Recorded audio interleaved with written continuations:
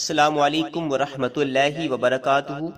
سامعین کرام، اس ویڈیو میں اس بارے میں بتایا جائے گا کہ اہل بیت کرام کی واپسی مدینہ منورہ کی طرف کس طرح ہوتی ہے۔ صحابی رسول حضرت نعمان بن بشیر رضی اللہ تعالی عنہ، جو حضرت مسلم بن عقیل کے ساتھ کوفہ میں سختی نہ کرنے کے سبب گورنری سے معزول کر دیے گئے تھے، یزید نے انہیں اہل بیت رسالت کا ہمدرد سمجھ کر بلایا اور کہا کہ حسین کے اہل و عیال کو عزت و احترام کے ساتھ مدینہ پہنچانے کا انتظام کرو، اور پھر اپنے کو قتل حسین سے بری ثابت کرنے کے لیے حضرت زین العابدین کو تنہائی میں بلا کر کہا کہ خدا ابن زیاد پر لعنت کرے، واللہ اگر براہ راست آپ کے والد کا اور میرا سامنا ہو جاتا تو وہ جو کچھ فرماتے میں منظور کر لیتا اور ان کو قتل کرنا ہرگز گوارا نہ کرتا، لیکن جو خدا کو منظور تھا وہ ہوا۔ اب آپ مدینہ تشریف لے جائیے، مجھ کو وہاں سے خط لکھتے رہیے گا، اور جس چیز کی ضرورت ہوگی مجھے خبر کیجیے گا۔ سامعین کرام، یہ صرف اور صرف اس لیے تھا، دکھاوا تھا، تاکہ یہ خون سے بری ذمہ ہو جائے۔ اگر حقیقت میں اس کو ملال ہوتا تو یہ قاتلان حسین سے مخاطبہ کرتا اور ان کو سزائیں دیتا، لیکن اس نے ایسا نہیں کیا۔ حضرت نعمان بن بشیر رضی اللہ تعالی عنہ کے ہمراہ 30 آدمیوں کا حفاظتی دستہ کیا گیا۔ وہ اہل بیت کو لے کر مدینہ منورہ روانہ ہوئے اور راستہ بھر نہایت تعظیم و تکریم کے ساتھ پیش آتے رہے۔ مدینہ طیبہ کے لوگوں کو واقعہ کربلا کی خبر پہلے ہی پہنچ چکی تھی۔ جب یہ لٹا ہوا قافلہ شہر میں داخل ہوا تو تمام اہل مدینہ، حضرت محمد بن حنفیہ، ام المومنین حضرت ام سلمہ اور خاندان کی دیگر عورتیں سب روتی ہوئی نکل پڑیں۔ قافلہ سیدھے حضور صلی اللہ تعالی علیہ وسلم کے روضہ مقدسہ پر حاضر ہوا۔ حضرت زین العابدین رضی اللہ تعالی عنہ، جو ابھی تک صبر و ضبط کے پیکر بنے ہوئے خاموش تھے، جیسے ہی ان کی نظر قبر انور پر پڑی اور ابھی اتنا ہی کہا تھا، دادا جان اپنے نواسے کا سلام قبول فرمائیے، کہ ان کے صبر کا پیمانہ چھلک پڑا اور وہ اس طرح درد کے ساتھ روئے اور حالات بیان کرنے شروع کیے کہ کوہرام برپا ہو گیا اور قیامت کا نمونہ قائم ہو گیا۔ سید الشہداء حضرت امام حسین رضی اللہ تعالی عنہ کا سر انور کہاں دفن کیا گیا، اس میں اختلاف ہے۔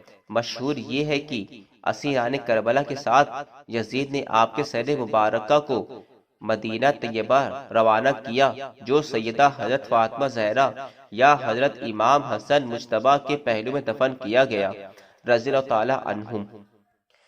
سامعین کرام، حضرت امام حسین رضی اللہ تعالی عنہ کی ذات مبارکہ یزید کی آزادیوں کے لیے بہت بڑی رکاوٹ تھی۔ آپ کی شہادت کے بعد وہ بالکل ہی بے لگام ہو گیا۔ پھر تو ہر قسم کی برائیوں کا بازار گرم ہو گیا۔ زنا، لواطت، حرام کاری، بھائی بہن کا نکاح، سود اور شراب وغیرہ اعلانیہ طور پر رائج ہو گئی اور نمازوں کی پابندی اٹھ گئی۔ پھر اس کی شیطانیت یہاں تک پہنچی کہ 63 ہجری میں مسلم بن عقبہ کو 12 یا 20 ہزار لشکر کے ساتھ مدینہ منورہ اور مکہ معظمہ پر حملہ کرنے کے لیے بھیجا۔ اس بدبخت لشکر نے مدینہ منورہ میں یہ طوفان برپا کیا کہ الامان، الحفیظ، قتل و غارت گری اور طرح طرح کے ملازم کا بازار گرم کیا، لوگوں کے گھروں کو لوٹ لیا، 700 صحابہ کو بے گناہ شہید کیا اور تابعین وغیرہ کو ملا کر کل 10,000 سے زیادہ شہید کیا، لڑکوں کو قید کر لیا اور یہاں تک ظلم کیا کہ وہاں کی پاک دامن پارسا عورتوں کو 3 شبانہ روز اپنے اوپر حلال کر لیا۔ سرکار دو عالم صلی اللہ علیہ وسلم کے روضہ مقدسہ کی سخت بے حرمتی کی، مسجد نبوی میں گھوڑے باندھے، ان کی لید اور پیشاب منبر اطہر پر پڑے، 3 روز تک مسجد نبوی میں لوگ نماز سے مشرف نہ ہو سکے، صرف حضرت سعید بن مسیب جو کبار تابعین میں سے تھے پاگل بن کر وہاں حاضر رہے۔ آخر میں ظالموں نے ان کو گرفتار کر لیا مگر پھر دیوانہ سمجھ کر چھوڑ دیا۔ خبیث لشکر نے ایک نوجوان کو پکڑ لیا، اس کی ماں نے مسلم بن عقبہ کے پاس آ کر فریاد کی اور اس کی رہائی کے لیے بڑی عاجزی منتی کی۔ مسلم نے اس کے لڑکے کو بلا کر گردن مار دی اور سر اس کی ماں کے ہاتھ میں دیتے ہوئے کہا کہ تو اپنے زندہ رہنے کو غنیمت نہیں سمجھتی کہ تیرے بیٹے کو اپنے بیٹے کو لینے آئی ہے۔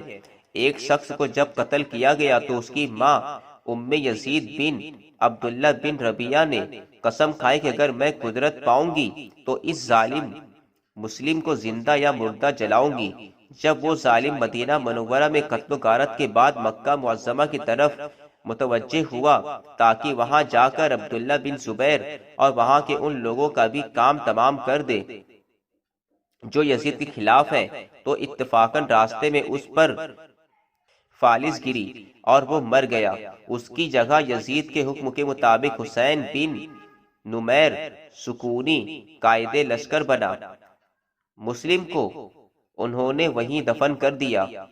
جب یہ خبیث لشکر آگے لے کر بڑھا تو اس عورت کو مسلم کے مرنے کا پتہ چلا۔ وہ کچھ آدمیوں کے ساتھ لے کر اس کی قبر پر آئی تاکہ اس کو قبر سے نکال کر جلائے اور اپنی قسم پوری کرے۔ جب قبر کھودی تو کیا دیکھتی ہے کہ اژدھا اس کی گردن سے لپٹا ہوا اس کی ناک کی ہڈی پکڑے چوس رہا ہے۔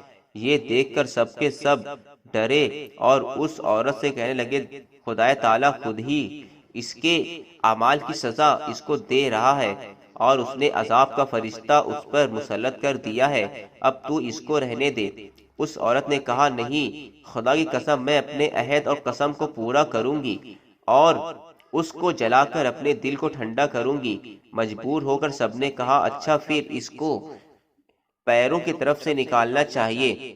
جب ادھر سے مٹی ہٹائی تو کیا دیکھا کہ اسی طرح پیروں کی طرف بھی ایک اژدہا لپٹا ہوا ہے۔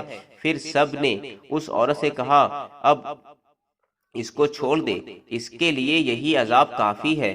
مگر وہ عورت نہ مانی، وضو کر کے 2 رکعت نماز ادا کی اور اللہ تعالیٰ کے حضور میں ہاتھ اٹھا کر دعا مانگی، الہی تو خوب جانتا ہے اس ظالم پر میرا غصہ محض تیری رضا کے لیے ہے، مجھے یہ قدرت دے کہ میں اپنی قسم پوری کروں اور اس کو جلاؤں۔